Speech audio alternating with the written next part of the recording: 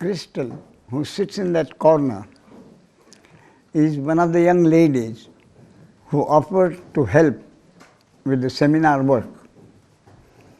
Crystal and I were having a tea one afternoon, and then she says to me, Ramesh, your teaching is so simple. Nothing can happen unless it is the will of God. And he says, for me, there were no questions, no doubts. I could accept it straight away. And life has become very simple. I can never forget that. It's so simple.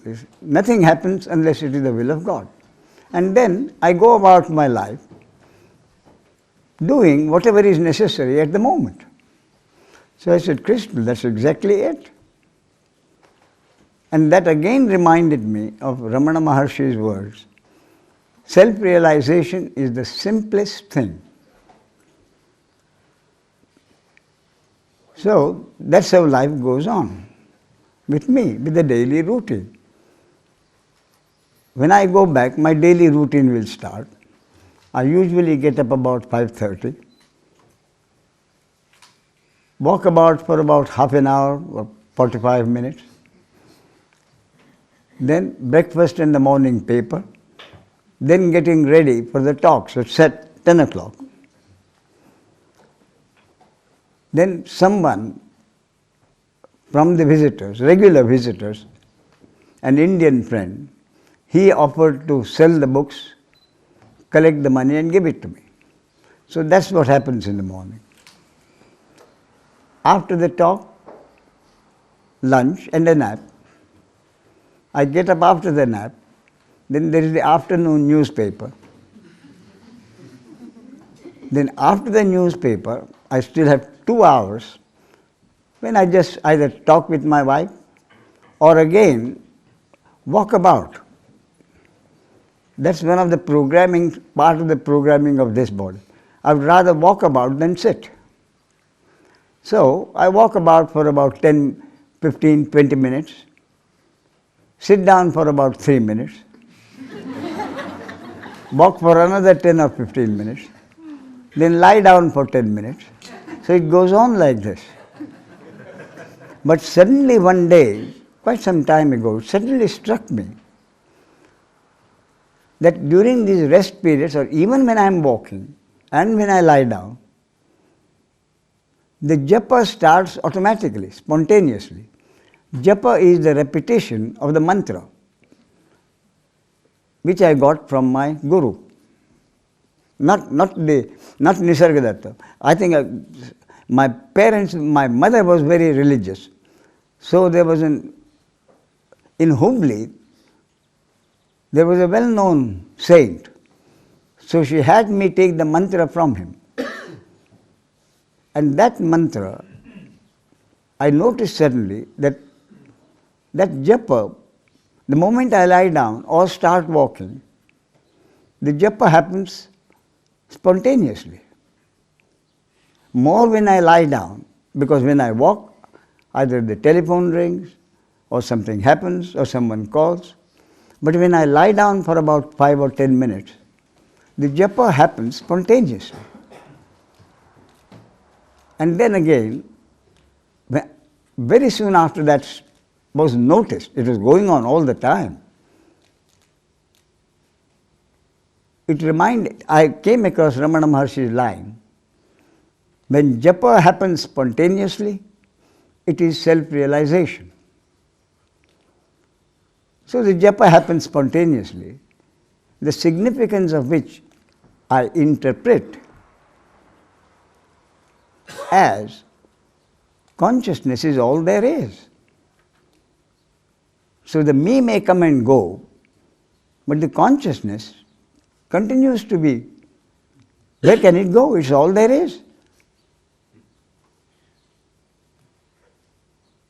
So yesterday, Erika reminded me about a favorite story which I usually. So last year also, I think it didn't seem appropriate, so it didn't come. So last year also, she reminded me about the story. So I shall read the story.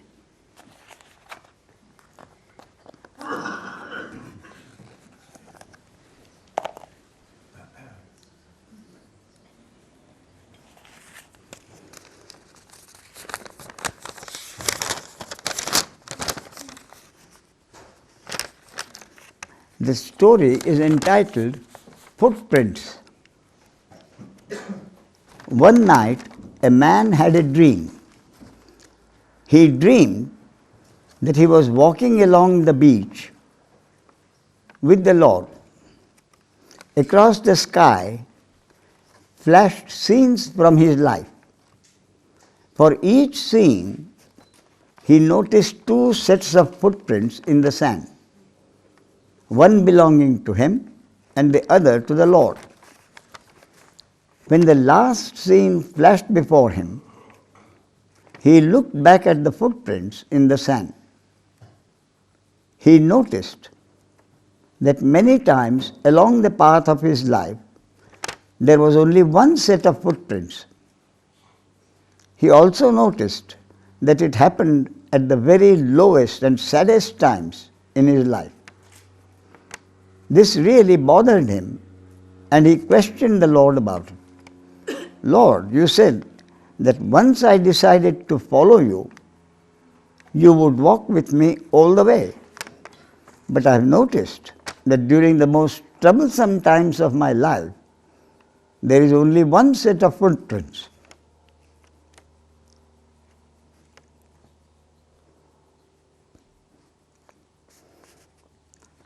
I don't understand why, when I needed you most, you would leave me.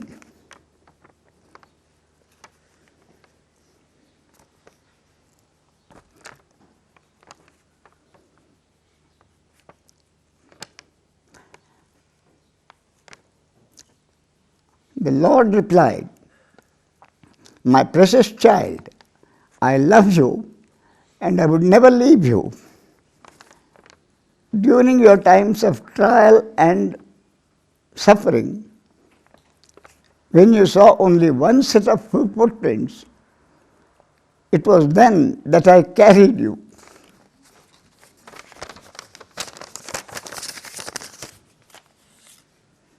That was a nice story, I think.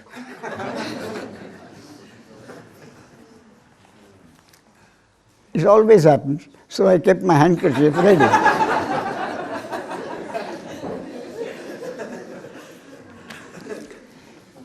There's another story regarding my granddaughter.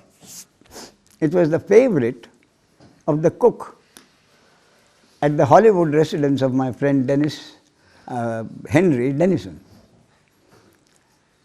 There was no separate kitchen. It was part of the drawing room where the talks were held. And I could see the cook, I'm afraid I forget the name, and she would have a bowl and do some work, and at the same time keep peeping into the hall. She was deeply interested. She was listening to the talks. And this story, every day there would be no new people coming. So I repeated this story quite often. This story, not this story, the story of my granddaughter, which I'll tell you in a minute. One day, she realized that the appropriate place where I told the story, I had gone past it. And she realized I was not going to tell the story. So she comes and says, Ramesh, your granddaughter's story, your granddaughter's story. It was a favorite story, which is my granddaughter, who is now 20, when she was 4 years old, about 4 years old, and she was always a restless child. She was restless as a baby. I remember once, we had been to a doctor, and I forget who had been to the chiropractor. And my wife and I were downstairs waiting for that relative. My wife was holding the baby. She was just a baby, to be carried. And then she heard sounds of children playing fairly close by. So in my wife's arms, she was telling her to go where the fun is. So we went there and the children playing, And she has such a smile. All the children came and she loved it. So she has been restless ever since she was a baby. And it didn't get less, it could only grow more. So the result was that at the end of the day, my daughter-in-law would get very tired. So one evening, she told Akshata, that's the name of the granddaughter. She said, Akshata, you are so restless, I can't leave you for 10 minutes. The result is, now at the end of the day, I'm so tired. She's always been an extremely intelligent child also. So she appreciated so she listened to the mother. She said, Mother, I'm very sorry. But I know that. What shall I do? So the mother suggested that she would give her her bath, and after that she should go to her room, sit for 5 minutes and pray to God earnestly that He make her a better girl so that she doesn't tire out her mother so much. Well, she appreciated it. She said, Mummy, I'll do it. And when the bath was over, she did go to the room, sit for her 5 minutes, might have been a minute. So she comes out and tells her mother, Mummy, I prayed to God. I really prayed to God, asking Him to make me a better girl. So the mother was very happy. Next day, same thing happened. What else could happen? So that evening, my daughter-in-law, Geeta, says, Akshata, I thought you had prayed to God yesterday. And the answer from the child, a 4-year-old if you please, spontaneous answer was, Mummy, I told you I really prayed to God. And if He hasn't made me a better girl, 4-year-old child, she says, either He can do nothing about it, or He wants me to be as I am. And then she went out to play. So my daughter-in-law said, there I stood with tears in my eyes. So the children have an innate knowledge of what is happening. There was a lady who this morning I heard she died of cancer. She used to come to these Kovalam Beach seminars and also come to Bombay regularly to visit me. Last visit was about 3 years ago. So at Kovalam Beach, she told me the story of her son. I forget the name, I think it was Philip. Yes. It was? Yes. I meant to ask you. You see, then Henning was there. So I said, I'll ask Henning. Then I said, no. Henning's memory bank is Elka.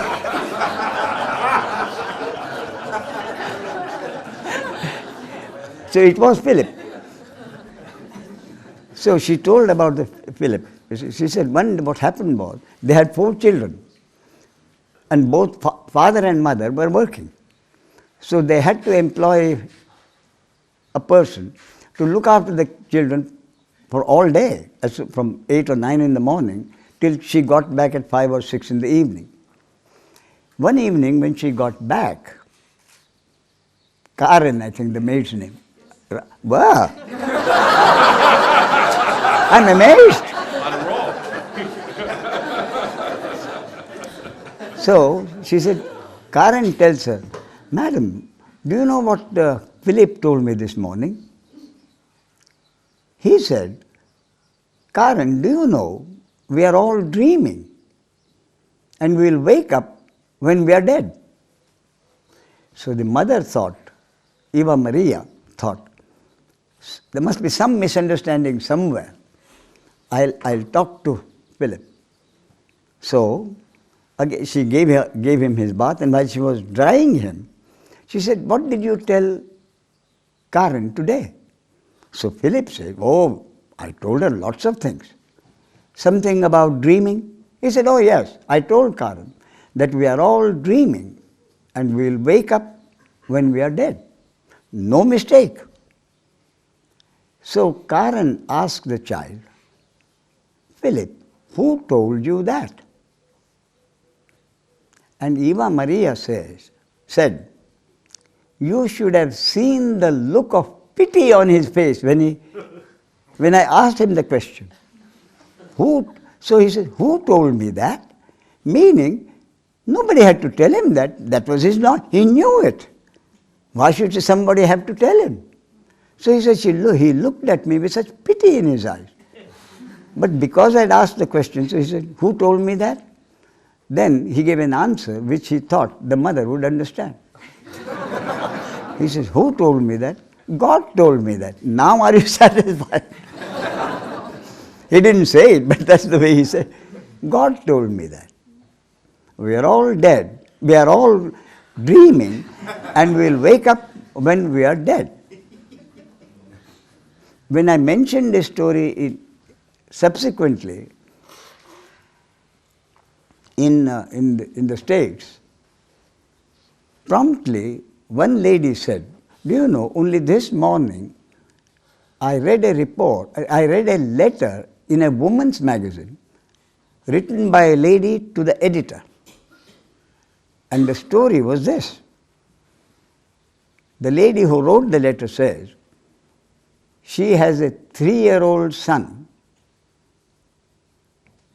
or 2-year-old I think, and a baby in a crib. So one morning she found the son, 2-year-old son, standing very close to the crib and asking his young sister, baby sister, "Tell me about God. I seem to be forgetting. Tell me about God. I seem to be forgetting." And that was what the lady said in the letter. A child asking someone younger than him to tell him about God because he seems to be forgetting. So the children have an innate sense of what is.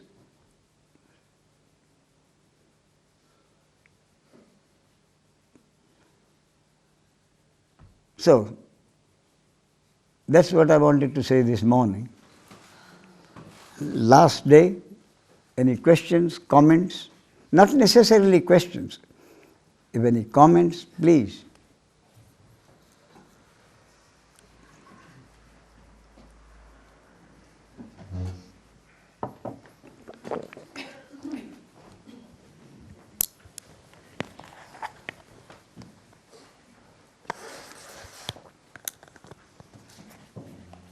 Yes, Ramesh, I want to thank you. And I want to tell you, yes, I'm here. Yes. Yeah.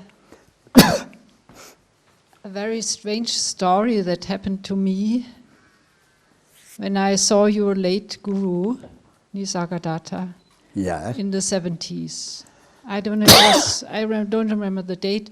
It was not long before his passing away. It was not long before he died. Yeah. Yes. Yeah. Yes. It happened so that I at that time and my brother, we are to India, and we were in close connections with Ma Anandamayi Ma. I don't know whether you've heard of her. She was quite a known guru in the north. And it was also clear that she wouldn't be on earth for a long time anymore, and my brother was very much interested in Nisargadatta. He has heard about him. So we went to see him, and first thing what he said when we came, especially to me, why do you come? You have Ananda Maima, she is very great, why don't you stay with her? So, well, this was for me, and I was also saying, okay, I'm with her. But Robert, my brother, was very interested. And then, after 2 or 3 times we came to his talks, he said to Robert, you needn't come anymore. And it's enough for you. And this was I felt very bad for, he didn't like, he wanted to come more. And I felt very sorry for him. And I had to leave soon, and then I didn't go, whereas he went again. And then something very strange happened, to me very strange, that Robert came back, and he was very upset. And he said, well, he was furious because I didn't come back to thank him. And I fell out of, I hadn't expected this. And I felt very sorry, but I couldn't do anything about that because I had to leave. Well, I could have stayed, but I left. And I'm still feeling sorry on the other hand, and I wrote a letter to him. I didn't mean like this. Ma always said, you cannot thank me, it's just the will of God, or there's no thank necessary. So I'm still feeling sorry for that. But at the same time, I think it didn't matter to him, and I also see that was a sort of joke, but I don't know, it wasn't a joke, I was very much upset. And I think this is also something that has brought me finally here to you as his disciple.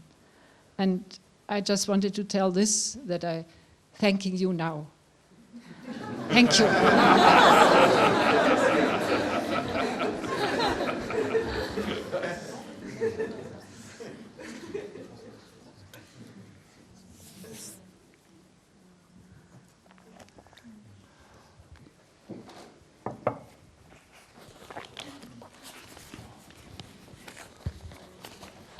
Ramesh, Yeah. my parents named this body-mind organism Dita. I still have a question concerning the living together in a partnership. In a partnership, like in daily lifetime, deeds are done, events are happening, words are spoken, and it happens, sometimes not by intention, that one of the partner gets hurt, or hurt arises, or fear arises, or pain arises. And my question is, does it make sense to talk to your partner with respect to an improvement of an already good partnership? On the one hand, I consider this talk not as a total, unconditioned acceptance. On the other hand, I know this body-mind organism became informed that part of our programming is the environmental conditioning, and this environmental conditioning is changeable. So, my question again is, does it make sense to talk to your partner what caused the feeling of what caused his behavior, with respect not to blame him, only with respect to improve an already good partnership? I'm very sorry, I couldn't get all what you said. Did you? Yeah, please. He's saying they have a good relationship, but they have problems from time to time. Does it do any... He and his wife. He and his...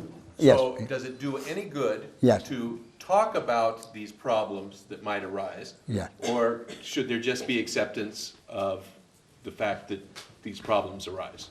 Is there any benefit from having discussions about the problems within a good relationship? Is that the question? That's correctly good understood. Thank you.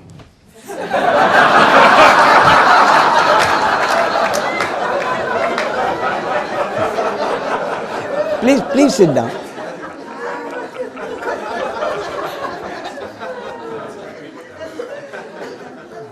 What has been happening so far?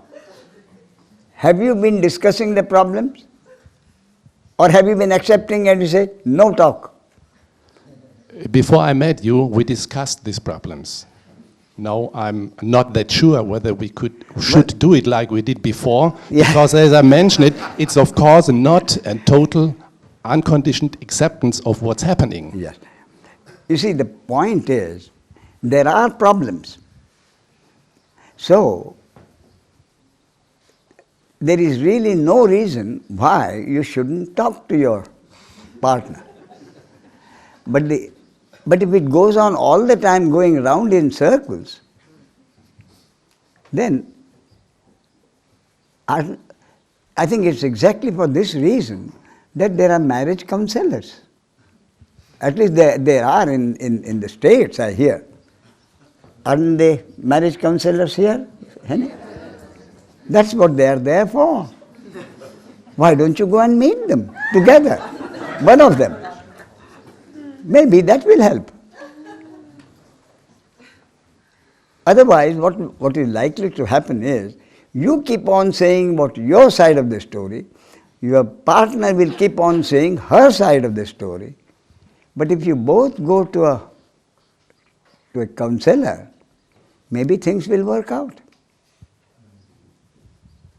You have never tried a therapist or a counselor? No. But I understood that it makes sense to talk about things that happened. So, as I say, a marriage counselor, talking together with a marriage counselor, may help a lot. Thank you. I would Thank you. suggest that you try it. Thank you, Ramesh.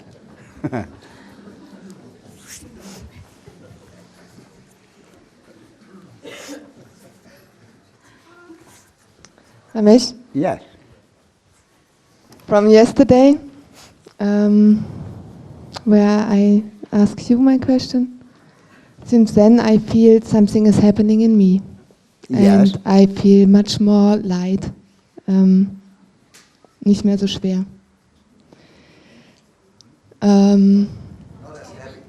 Not as heavy, yes. Not so heavy like before. I feel less heavy. My question, Yes. there is a big but inside me. What is about responsibility? One part of when I feel this hate inside me against my ex-husband, my ex-husband, Yes. is that I cannot understand. I see that he does not take the responsibilities of his children, of our children. Yes. He does not do his father part. And that hurts me very much. And I see the pain inside my children. And what I understood from yesterday is that it is like it is, that I can do not anything about it. The ship just goes in that way. So then I think, okay, then it's the life of my children, that they are burned in a life with this situation. That is clear for me. But what is with the part of responsibility, what I have as mother and my ex-husband has as father? That I don't understand. I mean, then it would be, there is no responsibility anymore. And I don't agree with that. You see, the question of responsibility is something which you as an individual decide that you have. And nothing prevents you from carrying out that responsibility. You feel that you have a certain responsibility to the children. What prevents you from doing what you think you should do in order to be responsible and in the interests of the children? Do whatever you think you should do with a sense of responsibility. Where's the problem? I repeat, do whatever you think you should do in order to be a responsible mother. Yes, I do. But And the father Yes. will probably say the same thing. I do too. You think the father is not doing what he should do. The father probably says that I do whatever I think I should do. The mother doesn't do it. Back to the same problem. It's a question of marriage counseling, you see. But one thing I would say, what kind of parents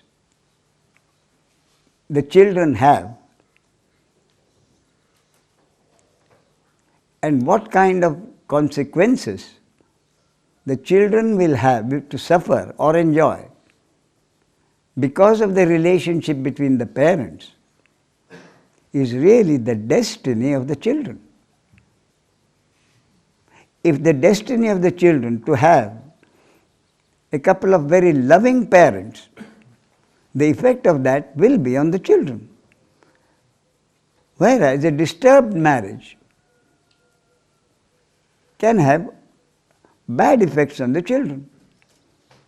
So what kind of parents the child should have was not in his or her hands. So what happens because of a good relationship between the parents or a bad relationship of the parents is really part of the destiny of the children. And when you think you are doing something for the children, what you think you should do, you cannot avoid. But what effect it will have on the children depends not on what you think you should do, which you have done, but on the destiny of the children. And that is what the parents often forget, that each child has his or her own destiny. No power on earth can stop it, can change it. Every child has his or her own destiny. Beginning with what kind of parents they have had, and therefore what kind of genes or DNA they have inherited. Beginning with that, everything depends on the destiny of the children. So every child has his or her own destiny. So all that the parent can do is to do what he or she thinks he or she should do. That's all they can do. What happens to the children is truly not in the hands of the parents. But the parents, with a sense of responsibility, will do whatever they think they should do.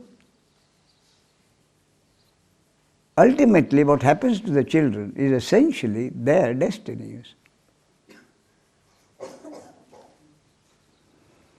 Thank you.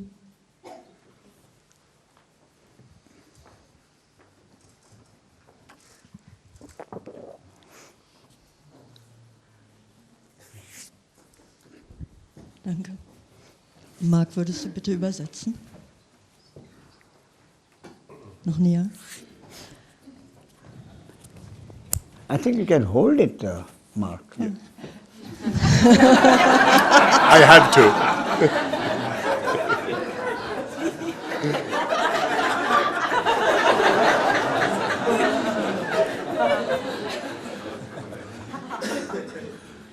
Ich habe eine Frage, die mir sehr am Herzen liegt.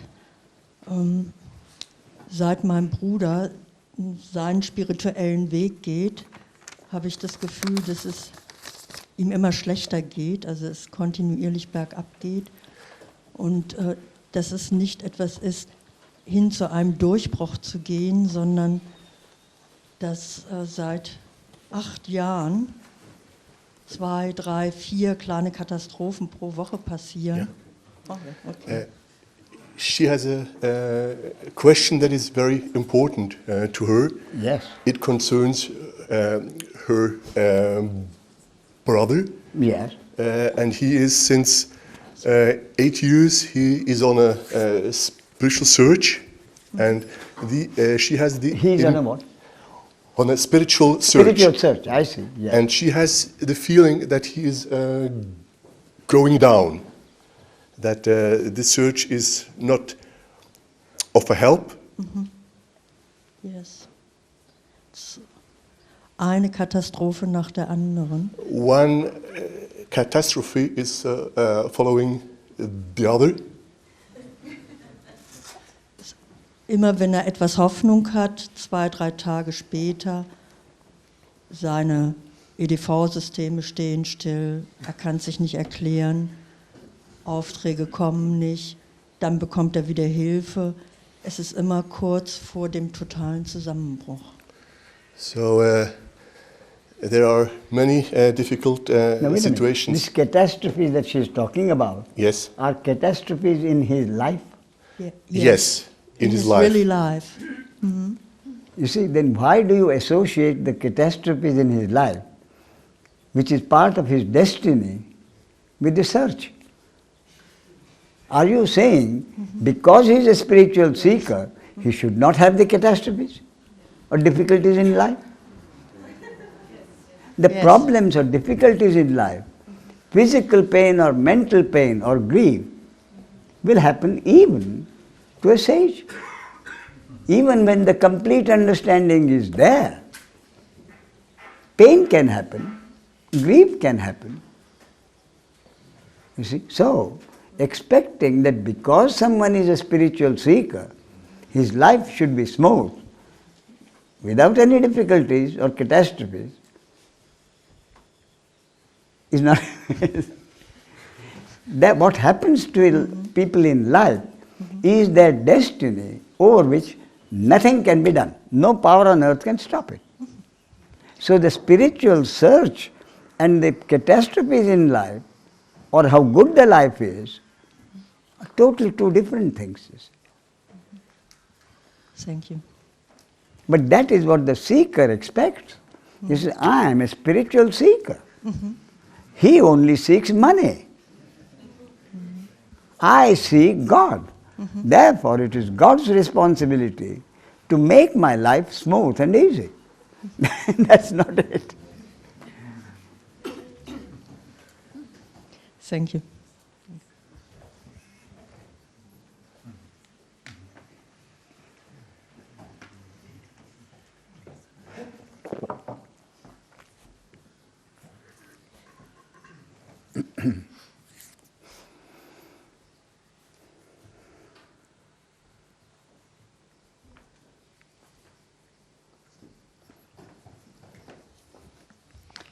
Ramesh, I just wanted to say that, as always, it was a real pleasure coming here and listening to you.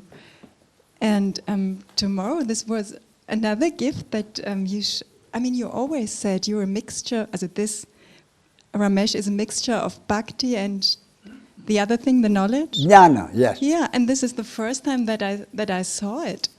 I mean, you were really moved, and it's such a relief that even a person with such a brilliance, with such a brilliant teaching as a man, shows feeling too. You mean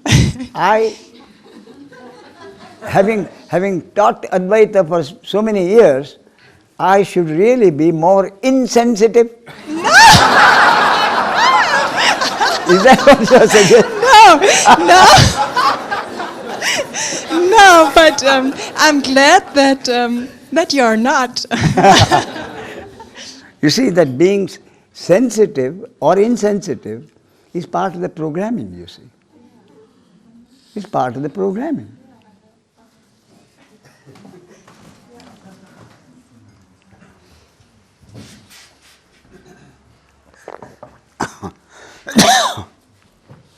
Yesterday I put a question, maybe you remember, and today with your stories I got the answer. Thank you. I'm sorry, Ed. Yesterday she had a question, today with your story she got the answer, and she thanks you. That's the advantage of a seminar. You don't have to ask a question. Someone else asks it and you get the answer.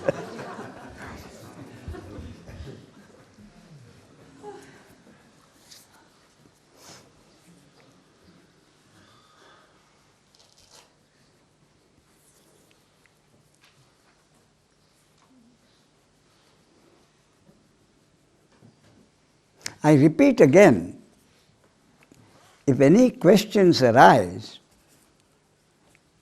almost certainly any questions arise about phenomenality, not about why God does something. Any questions arise about what happens in phenomenality, I still think most of those questions will dissolve if you go back to the basics. And the basics are nothing can happen unless it is the will of God. And whatever happens to any individual body-mind organism is the will of God and the destiny of that body-mind organism. The will of God in respect of every body-mind organism is the destiny of that body-mind organism. Again, according to my concept, stamped at the moment of conception. So if it is the destiny of a conception not to be born at all, that conception will be aborted.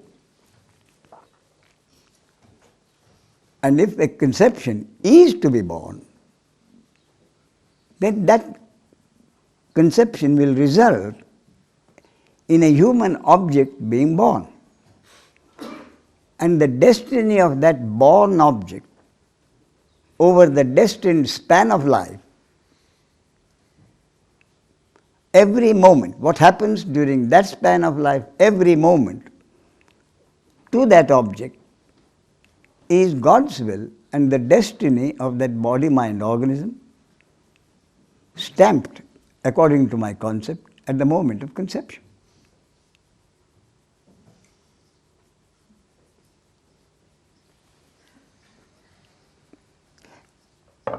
I think a few months ago in India, some extremists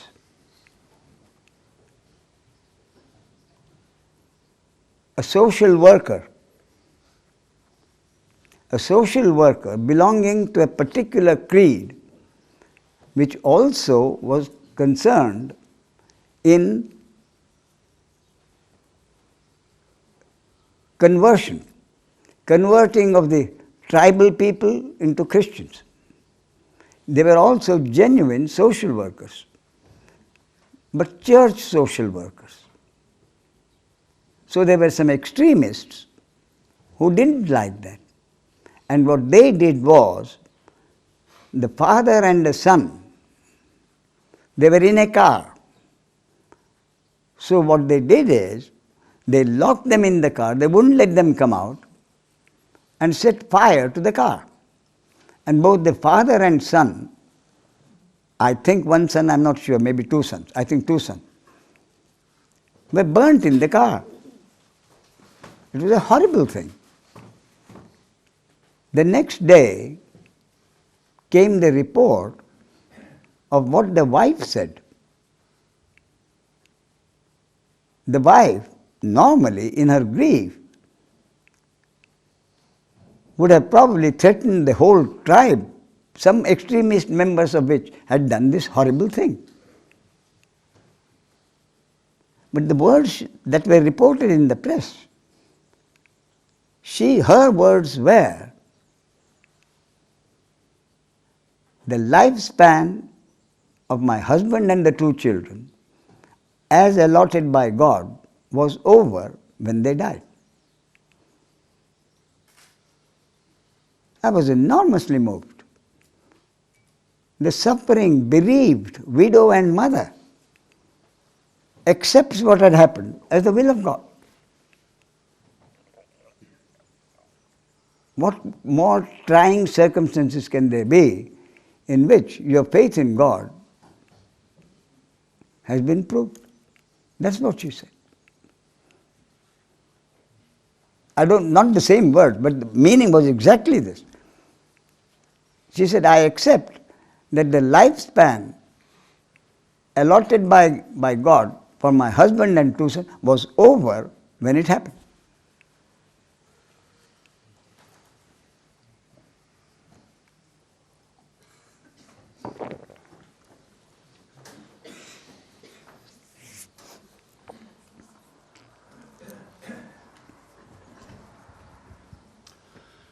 Ramesh, I have a thorn left about one of the basic teachings of the part not being able to know the whole, or the person not being able to know the source as a Yes. whole. Yes.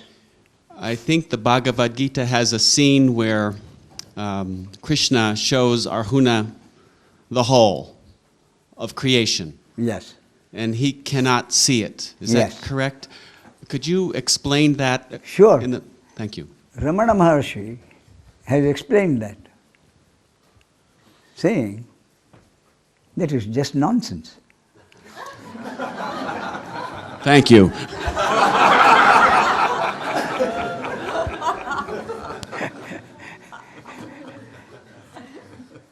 And some of it has been explained. You see, there are lots of differences of opinion about the Bhagavad Gita. One very strong opinion is that the Bhagavad Gita was not originally 18 chapters. It was much shorter, much more focused. Then the subsequent additions were made into the Gita according to their own convictions. That's why you find many apparent contradictions. The explanation for that is only this, that in the Bhagavad Gita, Lord Krishna starts at the highest level. He said there are 2 verses which cannot be misinterpreted. Very clear. In fact, they are so clear that people who talk on the Bhagavad Gita avoid them. One of them is this. You see, the manifestation is not there before you are born. The manifestation will not be there after you are dead. The manifestation is there in the middle. It was not there, it will not be there. So, why be concerned about it? I mean, it's temporary. Why be concerned about it? That's one. And the other is more direct. It says, you cannot commit a sin, nor can you do a meritorious deed. The human beings think in terms of sin and merit because their inherent knowledge is hidden or covered by ignorance. The ignorance is obviously the ego. You cannot commit a sin, you cannot do an act of merit. I never come across anybody taking that particular verse to explain. So from that stand of these 2 verses, Lord Krishna comes down lower and lower to the level of Arjuna. He knows Arjuna can't understand this, you see. So he comes down to the level of Arjuna. And then he says, you are afraid that you might kill your relatives and your preceptors. But as time, I have already killed them. You have to be only the apparent instrument through which their deaths were destined. You see? And he says, after all this, he says, therefore, decide. No, therefore he says, fight, win the war, and enjoy the fruits of victory. He doesn't say, renounce the fruits of victory. He says, enjoy the fruits of victory. He goes a step further and he says, you may decide not to fight. You may decide not to fight. But you are born a warrior, you have been trained to be a warrior. Therefore, your programming is that of a warrior. And the energy functioning inside this body-mind organism will not let you not fight. He says, therefore, you may decide not to fight, but that decision will be futile. Because the energy inside your body will function according to the programming. And having said you cannot commit a sin, knowing that Arjuna cannot get rid of the original conditioning simply because of Krishna's words, towards the end of the Gita, he comes right down to the level of Arjuna and he says, surrender to me and I shall absolve you from all your sins. Meaning, I shall absolve you from what you think are your sins. You see? So the Gita begins at a high level and comes down right to the level of Arjuna.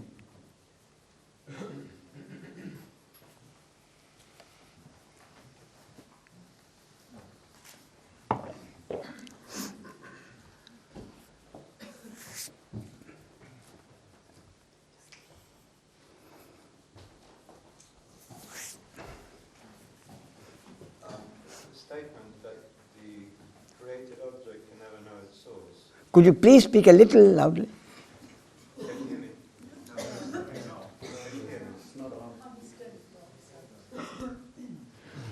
Can you hear me now? Yeah. The statement that the created object Yes. cannot know its source. Cannot know the will of the creator subjectivity. Right, but whoever makes that statement must know the source, otherwise that statement cannot be made. I'm sorry? Whoever makes that statement Yes.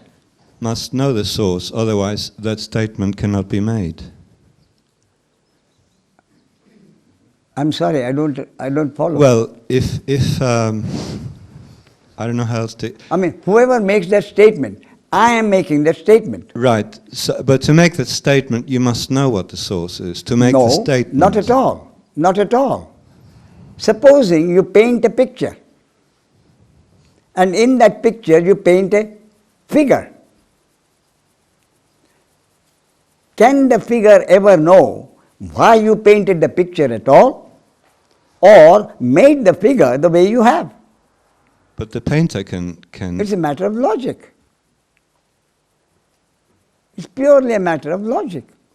If you paint a picture and create a figure in it, can the figure ever know why you painted the picture?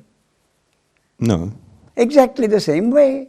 But a created object cannot know the will of the creator's subjectivity. No, I understand that, but the one who makes that statement, which is you, yeah. I mean, to make that statement, you must know the source. Otherwise, how can you make a statement you like see, that? No one can know the source. The one is the created object. The created object cannot know the source. The created object, no created object can know the source. The source is all there is. See, there is a saint in Maharashtra, probably the most popular, called Tukaram. He was a bhakta, that is purely a devotee. So he sings to his chosen deity, Krishna or Vithoba. He says, for those who are seeking you as on an impersonal basis, for him be impersonal. But for me, life after life, have a form which I can worship.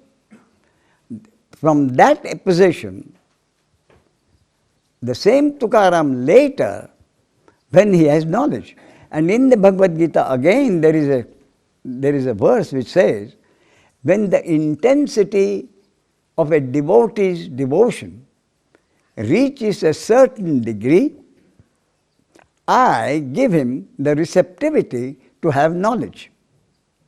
That is what happened to Tukaram. Knowledge happened.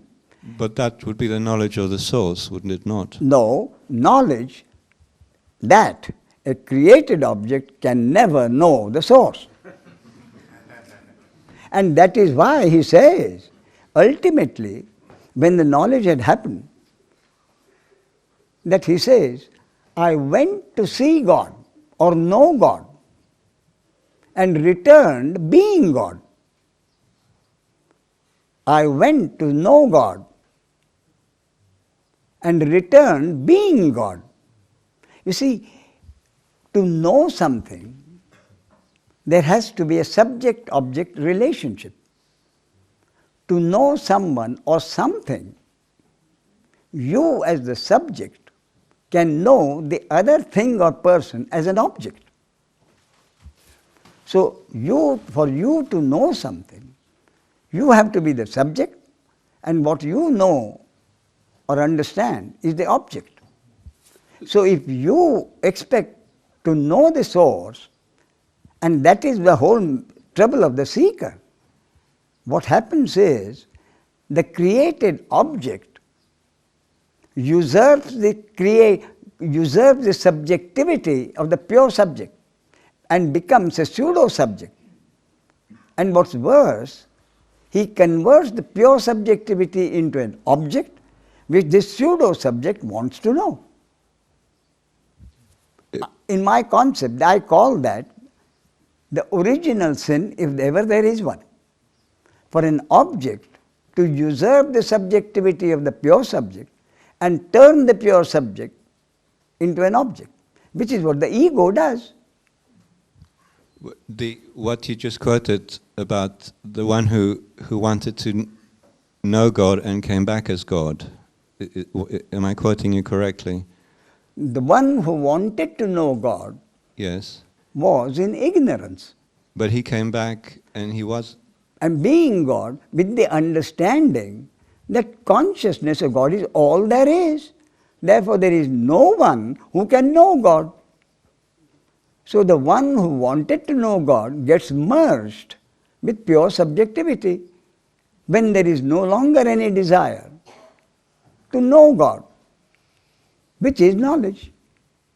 The knowledge that the created object can never know the creator source. And when that knowledge happened, he became God. That's his poetic way of saying it. He was a poet. But wouldn't that be saying the same thing as he came back as the source, rather than coming back as God? No, all he says was, I went to know God and returned being God, returned with the knowledge that a created object can never know the creator subject.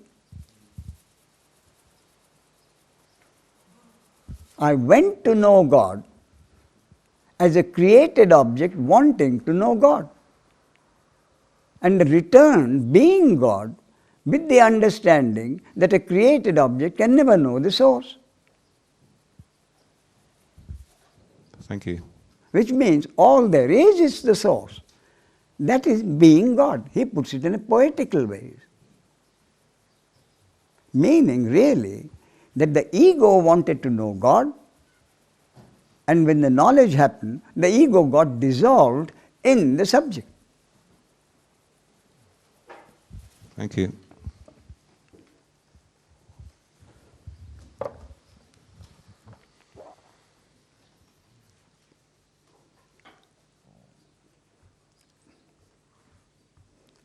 So early lunch, early bhajan. If there are no questions, of course. Oh, you have? Yes.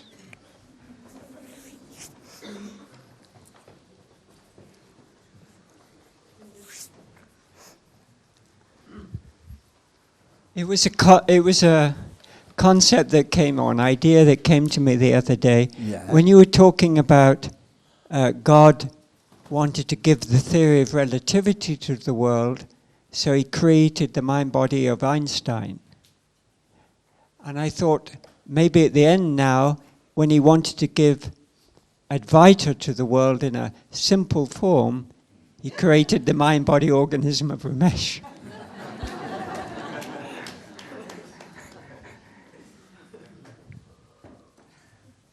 May I ask a question? May I ask a question, please? Please. If I understand, pure consciousness is in movement. Consciousness is? In movement. In movement, yes. My personal experience is that if I change my frequency, my swinging, I can go to the astral world. So, if consciousness in movement should be then a sort of frequency too, isn't it so? Consciousness in movement creates the manifestation and its functioning. Yes. So conscious manifestation and its functioning means consciousness is in movement. Yes, Yes. But the only thing a human being can reach, I suppose, is this consciousness in movement. Is it right? And you mean consciousness in movement and not consciousness at rest? Is that what you're saying? Yes. But they are not two. So whether you reach consciousness in movement or consciousness at rest is not necessary. They are one, they are not two. Okay. So and the one who gets this understanding, the self-realization or whatever you call, is part of phenomenality, isn't it? Yes. So the understanding happens and the ego gets dissolved. The ego can get dissolved only in consciousness. And consciousness, all this is happening only in consciousness in movement. Or after the death of a body, what happens to the ego? What happens to this consciousness which was in the body? Well, it merges with consciousness in movement, because all this is part of consciousness in movement. But my main point is consciousness in movement and consciousness at rest are not two. But can a human being go directly to the consciousness at rest? Because there's no movement anymore. You couldn't come back, or is this wrong? Yes. So if you want to say consciousness at rest, say consciousness at rest. To me, it makes no difference. Well, I'm very practical, you know. Everything I must try out, and to get to this consciousness in movement, it seems to me it is a certain frequency. You mean what? You can understand what I mean? If I go to the astral level, if I leave my body, I must change my frequency to go there. Who? Who? Well, in the state of being there, I have no body anymore, of course, but there's still some feeling of being me. Who? Well, and that's the whole point. There is no me. All there is consciousness. Yeah, but that's what I'm asking for. The astral is then the level beneath. Is that correct? There are no levels of consciousness. There are no levels of consciousness. Of course, there are concepts. Level 1, level 2, level 3, level 7. But it's correct that when I change my frequency, I can get to other levels. You see, again I have to ask, Yeah. who can change whose frequency? Yeah. Who can change whose frequency? There is no me at all. So whose frequency are we talking about? When the time you left for enlightenment, before you felt me. You were separated, and then you went. Well, I must say it this way. I don't know how else I could say. Then you left me, if you want to say. Is that correct? No, it isn't. You see, the me was never there. The me is a fiction. The sense of doership is a fiction created by divine hypnosis so that there should be interhuman relationships, which is the basis of life. Well, I know that this is fiction because when I leave my body, you say I'm not leaving, but I can see this. It is a dream. It's not real anymore. But still, there is some being me at that moment. So, until the me disappears, according to the will of God and the destiny of this body-mind organism, this problem for the me is bound to remain. Mm-hmm. I'm a very practical person, you know. And if I try out, I need some sort of concept. My concept was change your frequency once more, and perhaps it's light enough to leave the rest. Yes. So, being a practical person, you want to know the source. Being a practical person, I want to know the source. And therefore I have to ask, who has to know the source? There is no who. And that is the whole understanding. I can understand this by theory, but I want to turn it over. So, that wanting is exactly what is preventing the happening of the total understanding. That wanting, whatever it is, that wanting is the very reason, obstacle, for the total understanding not to happen. So the basis of the total understanding is the total demolition of the one who wants. Okay, I try. Which is the ego.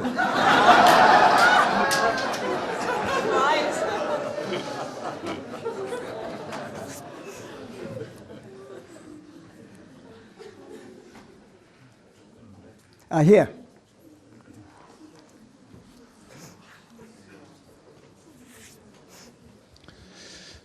Yes, my name is Hubertus, and I used to be a car mechanic. I fixed cars. I used to fix cars, so people came to me and I said how much it cost. And now I came to you, and I wonder what you estimate, what I, that I get the thing out of it. I came to you. So can you say something about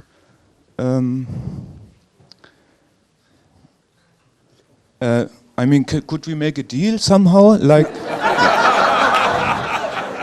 in like I have done it.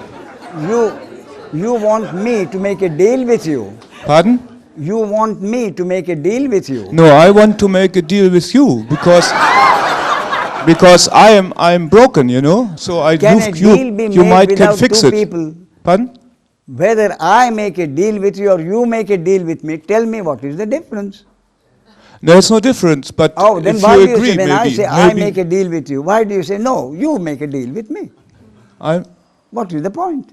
No, the point is I came to you because I have problems, but I don't know which problem. Yes. And so can you look at it and then you tell me how much it costs? You see, you come to me with problems. Pardon? You come to me with problems. Is that right? Yeah. I see. And I'm not authorized, I'm not trained to deal with your problems. You don't see any problems with me, or what? No, I'm not authorized. Authorized. As an individual, yeah, to deal with the problems of the kind you have. I am not authorized. I mean, it goes. You know something about spirituality, right? No. No. No. That's why I thought I came, but I think I didn't come. I so don't. If you came, yeah, that your problems will be solved, that is not the basis. on which you should have come. In fact, the very first thing I usually say is that it is almost certain that you will not get what you came here to get. That's one of the first things I say. You will not get what you came here to get. That's what you will probably find. That's what I found out already. So what you will probably find, I keep saying, is to understand what it is that you thought you were seeking. That is all you can know from this. What is it that I am seeking? That is the spiritual seeker. I agree. Believe me, you have my full compassion and sympathy. I honestly wish I could help you. I have not what? You have.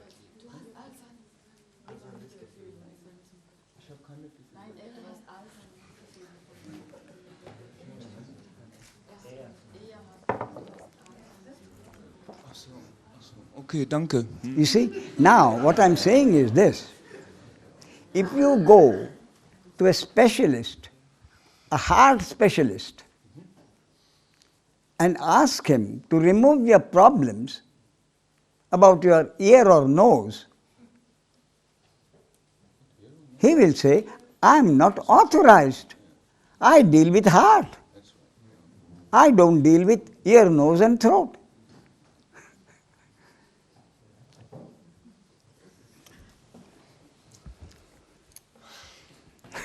See? Ramesh? Yes. I just want to say thank you. That's it. Thank you very much. I'm glad that you think you got something out of this? There are no words. Yes. I mean, what you did get, as I've said, you will certainly not get what you came here to get, which is enlightenment or self-realization. But what you did get was the certainty that there is no you to achieve any self-realization. There is no you to commit any sin. Which all I can do is what you get here is not something new to add to it, but something to be relieved of. So what you get is a tremendous relief from the load of guilt you have been carrying, from the load of responsibility you have been carrying. When you know that you do whatever you think you should do, and the rest of it is in God's hands. What more freedom? I do whatever I like. And what happens is in the control of God. Why? Because whatever I think I do is exactly what God wants me to think at that moment. You see? I say, I think I should do this. And God wants me to think exactly that. And for that, the mechanism is that this body-mind organism is programmed to think in that way. So programming plus destiny make you think what you should think, make you do what you think you should do. But it's all in the hands of God.